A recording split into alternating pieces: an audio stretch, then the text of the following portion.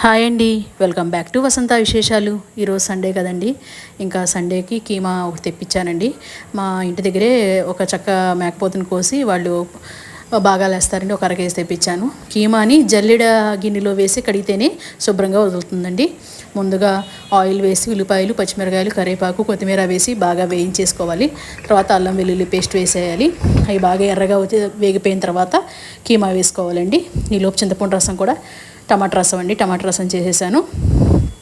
ఇదిగోండి కీమా కూడా వేసేసి ఉప్పు పసుపు వేసి బాగా నీళ్ళన్నీ ఎగిరిపోనివ్వాలండి. తర్వాత 3 టమాటాలు వేసుకోవాలి. ఈలోపు రైస్ కూడా కడిగి పెట్టేసుకున్నానండి. 3 టమాటాలు వేసి ఇంకా వాటర్ పోయిన అవసరం లేదండి. కారం వేసి కారం పచ్చివాసన పోయిన తర్వాత కుక్కర్ విజిల్ పెట్టేసి ఒక 4 విజిల్స్ వేయించేసాను. ఇంకా కీమా కర్రీలో వాటర్ పోయిన అవసరం లేదు. చక్కగా కర్రీ రెడీ అయిపోతుందండి.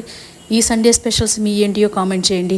ఈ వీడియో నచ్చితే లైక్ చేయండి, షేర్ చేయండి, సబ్స్క్రైబ్ చేయండి.